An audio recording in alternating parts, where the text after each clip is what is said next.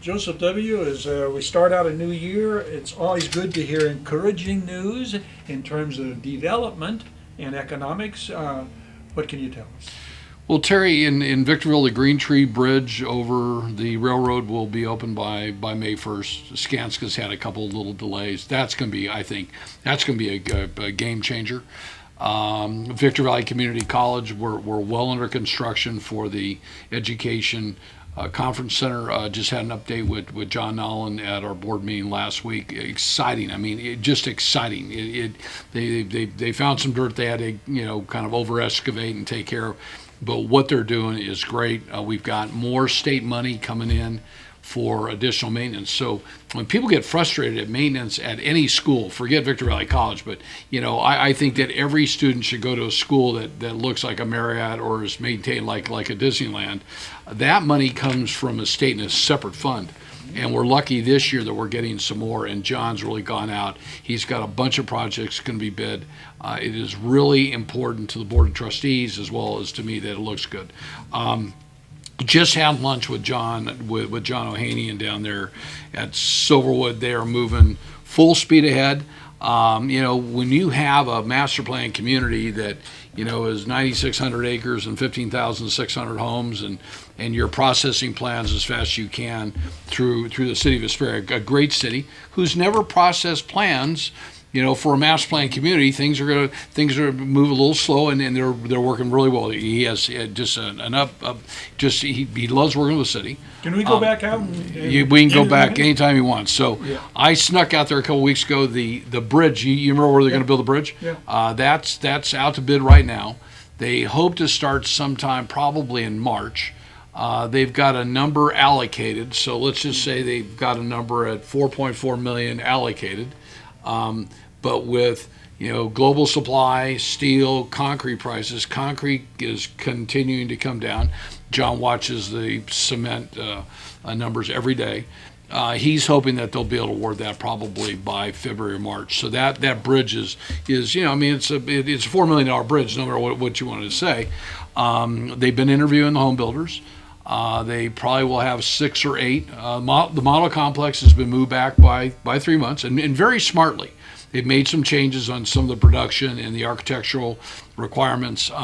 We sat down and he kind of told me by phase and what they require with the builders and how the lots will be finished. And so they've got 1,987 that they'll fully grade. They'll have probably 600 that they'll be finished. Then they'll deliver them to the builders less with one cap of asphalt that has to be done. So they literally deliver to the builders finished lots. So it's up to the builder to build. And the names we went through are this is a game changer. So that's good. Getting back in the Cajon Pass, Sully Miller keeps working on I-15 and the widening and moving lanes over. I think it's cost them a little bit of time. That project's not going to be over until 2025. So we're now in 2023. So they got a long way to go, but it's 9.9 miles down from really Oak Hills Road to Bear Valley in the back. So my friend Vince Bomarito is involved in that, and I think they're doing everything they can. I know that there's no way to widen that and to do the work they've got to do. So they'll take out all the asphalt, the base, put down new asphalt, and then on top of that's going to be concrete. So the stretch from Oak Hill Road to Bear Valley Road will be a 50-year road. So Brightline continues to move forward with the speed train. We've gotten a couple calls from contractors kind of sniffing around. I think that decision will be made between the end of first quarter and second quarter, so we're really monitoring that. I've got to reach out and talk to Greta and Ben soon. They're a great deal with it, and that's a game changer. And I think now that the City of Ranch Cucamonga, I think, has approved the EIR that they had to do. I think that they've come to an agreement with the San Bernardino County Transportation Authority and Ray Wolf and his group on acquiring some property next to the Milliken Metrolink station that they're going to acquire to do an expansion. That's already been done. That they picked a place in Hesperia will be right there at 395 and I-15. So if you know where the Pilot truck stop is, Pilot Travel Center, I'm proud to have done that deal. Right across the street, that's Joshua, where 395 comes like this and I-15, it comes together. Caltrans owns a piece right there and that's where the parking's going to be for that. So we just saw a flip. So when Richard Branson was involved early on, and the project was purchased out on I-15, they bought the 264 acres for $10 million. They just retraded that internally within an organization that ends with Express West, and they sold that piece for $27 million. So I think the money's real. I really think is a game changer. So you've got that. You've got SCLA. You drive on out there, you see buildings under construction. You got some building spec. J. Dick and CBRE are doing a great job with Dar-a-Longo and those guys. You've got Kim and Tyson. Kim Snyder is the president of the Western Division of Prologis, and Tyson Chaves. You can feel it out there. I mean, as you drive through, you can really feel what's going to go on. There's going to be a new Holiday Inn Express. It's going to be on Air Expressway in Atlanta. That's going to be good. There's apparently a grocery store coming to Atlanta, which is a top name, more of a Hispanic flavor. That's good. Then you get into just what's going on in Victorville. I mean, we've got the new retailers coming in. You've got in Apple Valley. You've got the Sprouts coming in with Raising Cane's. I-15 Apple Valley is still growing and putting money out there.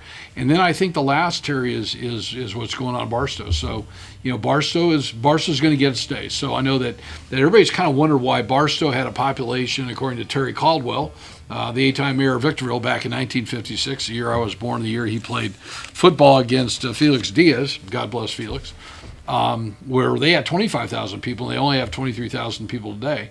That town is not only going to double in size, but I expect more than double in size in probably the next 20 years.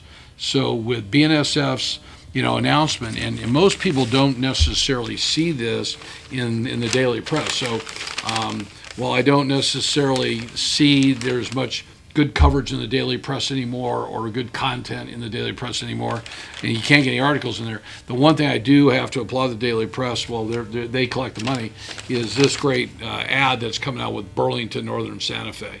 And I think that what they say here is a new gateway to prosperity. For nearly 150 years, BNSF Railway has partnered with California's high desert community. We're proud to reaffirm our commitment to the region with plans to build the Barstow Industrial Gateway. The first of its kind integrated rail complex will create tens of thousands of jobs, reduce highway congestion, strengthen the U.S. supply chain. Together, our partnership will help the region and our county prosper for years to come. So they're obviously they're a Warren Buffett company. They're a Berkshire Hathaway company. A good friend of mine, Kevin Palmer, used to work there years ago. Haven't seen Lena Kent for a long time. She's kind of their public relations person. I'll send this to her. But that's just a game changer. So as we are taking people out to Barstow to take a look at our project, the Shops at Spanish Trails, or anything else that people are taking a look at, we take them out there. So it's a 4,500 acre facility.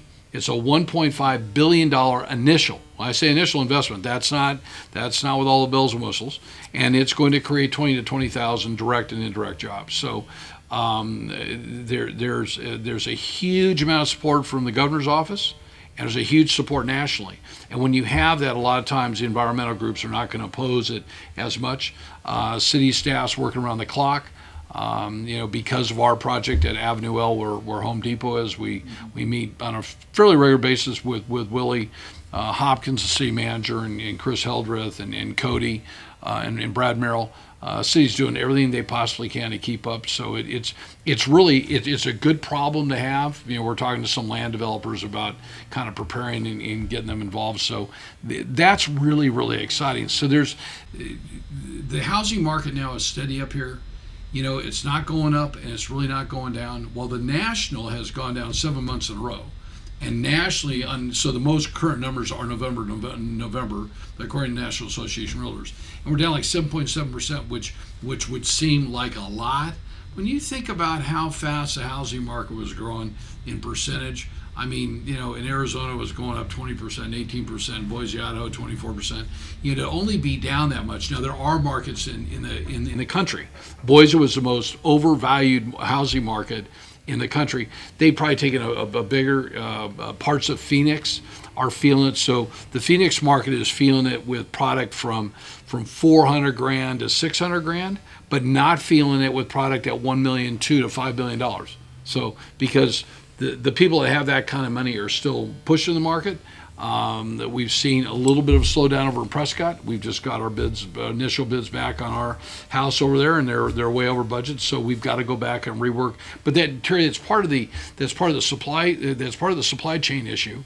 And I will say this: the supply chain issue is starting to really kind of work itself through. I've got a friend of mine, John Monroe. His mom sold my mother a home 30 some odd years ago down, and he owns a bunch of big ships. John moves goods across the country. Things are starting to stabilize. You've got John DeCesare. John is the leading expert in the world. He owns a company called World Logistics. He tracks things. You know, instead of having 120 ships sitting out in front of the port anymore out there, there's maybe 20. And what's also happened is a lot of the shipping companies got upset because we probably have some longshoremen down there that get paid really good money, you know, like $500,000 a year to move those boxes. That's a lot of dough. And maybe they went out on strike maybe one too many times at the wrong time.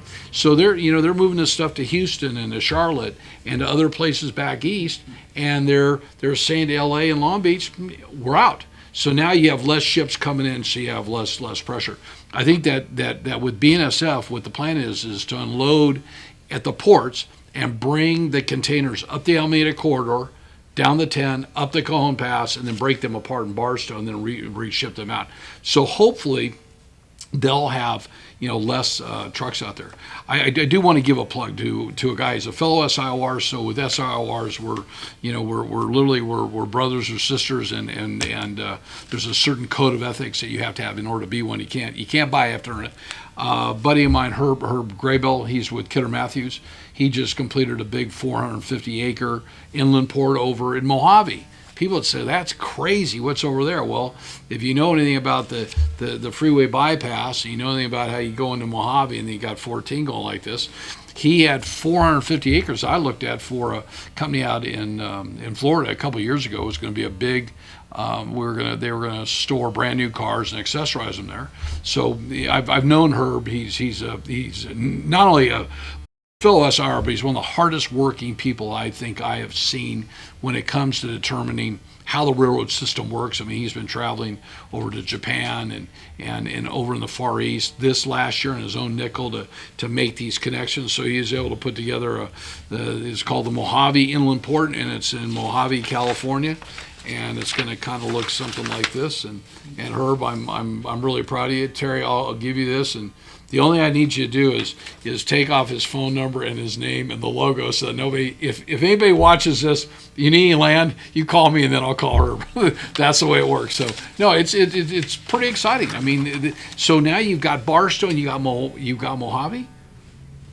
I think we've got some great. So let me just show you a little picture, Terry. I'll give you a quick look at this. You can't have it for very long, but this is what it looks like. So Francisco Diaz, our vice president, he's been here for 13 years.